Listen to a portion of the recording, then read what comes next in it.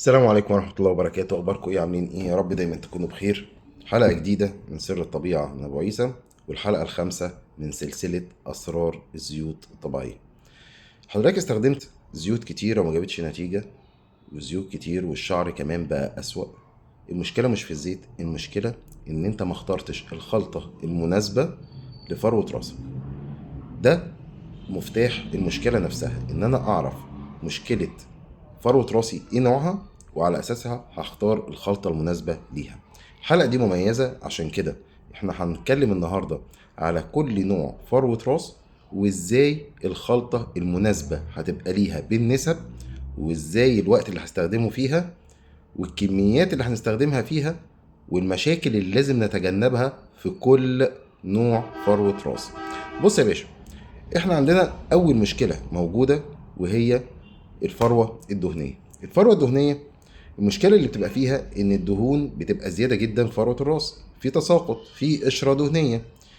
ممنوع تماما، الممنوعات تماما ان انا استخدمها الفروة الدهنية، ان انا استخدم زيت تقيل زي زيت الخروع. زيت الخروع ده ممنوع تماما ان انا استخدمه على فروة الراس الدهنية.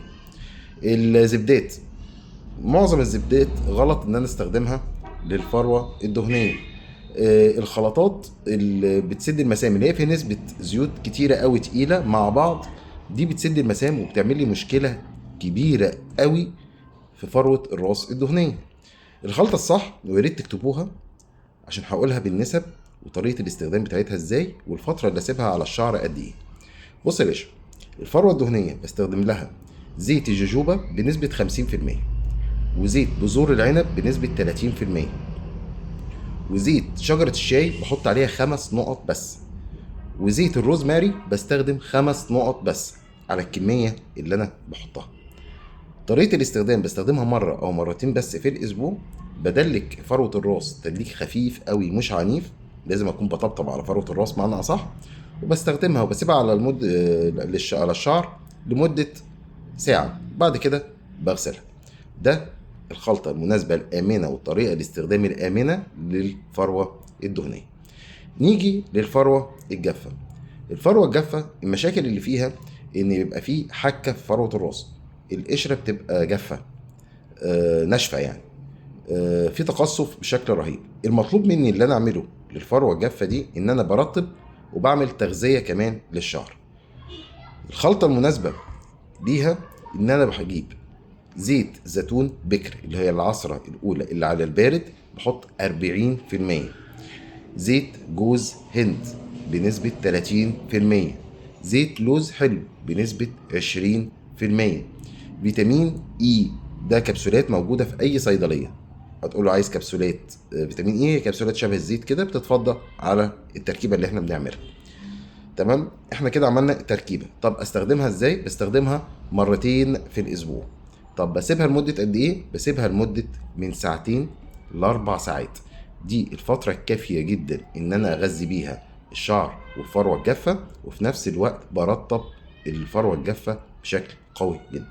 نيجي بقى لأكبر مشكلة عندنا وهي الفروة الحساسة، ودي فعلا اللي بتبقى مشكلة كبيرة، وساعات بيبقى صعب جدا كمان علاجها. المشاكل اللي بتبقى موجوده في الفروه الجافه الحساسه، الفروه الحساسه مشكلتها ان هي بتعمل احمرار، بيبقى فيه احمرار، بيبقى فيه حرقان فظيع في فروه الراس، بقى عايز اهرش جامد جدا، تساقط بدون سبب واضح، الشعر بيقع من غير اي سبب.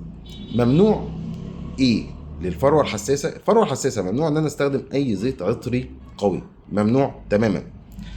خلطات كتير، يعني ايه خلطات كتير؟ يقول لك خلطه زيت فيها 200 نوع زيت مثلا. يا جماعه 200 نوع زيت دول مفيش، اكيد فيهم نوع زيت بيزود حساسيه فروه الراس، فيعني خلينا منطقيين. ما ينفعش استخدم كميه زيوت كتيره جدا على فروه حساسه، ان لازم هلاقي على الاقل زيت او اتنين بيعملوا تهيج لفروه الراس. طيب التركيبه الامنه اللي هنقولها: زيت جوجوبا بنسبة 60%، وزيت كاموميل بنسبة 30%، وزيت لافندر نقطتين بس. الاستخدام بنستخدمه مرة واحدة بس في الأسبوع. لازم أول أعمل اختبار حساسية كمان على فروة راس، على جزء بسيط كده، لو لقينا إن في تهيج ولا في حكة أو حرقان ما استخدموش. بسيبه لمدة قد ايه؟ بسيبه لمدة من نص ساعة لساعة على فروة الراس، وبعد كده بغسله. الفروة الحساسة لازم اتعامل معاها ب- بشكل رهيب، يعني لازم اكون خايف جدا وانا بتعامل مع الفروة الحساسة، ان هي فعلا بتبقى اي زيت ممكن يبهدل الدنيا وممكن يبوظ الدنيا تماما. فلازم اختبار الحساسية ده عشان ابقى انا في الامان. تحذير مهم جدا: اي خلطات زيوت مش مناسبة لكل فروات الراس. خلطة ممكن تدمر الشعر بدل ما تعالجه. عشان كده ما تمشيش ورا الترند، بالله عليكم خدوا معلوماتكم صح. اسمع، لكن دور ورا الحقيقة، دور ورا المصدر الصح، هتلاقي النتيجة بتاعتك هتوصل اللي انت عايزه. في الحلقة الجاية بإذن الله هقول لك امتى الزيوت تعالج وامتى الزيوت لازم توقفها فورا. ما تنساش تعمل اشتراك عشان نكمل السلسلة دي، صح؟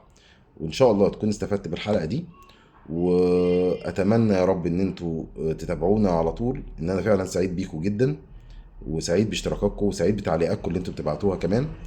فاللي مش مشترك يشترك معانا في القناة، ونعمل لايك وشير للفيديو ده للناس اللي بتستخدم خلطات زيوت من غير ما تعرف هل هي مناسبة لفروة الراس ولا لا.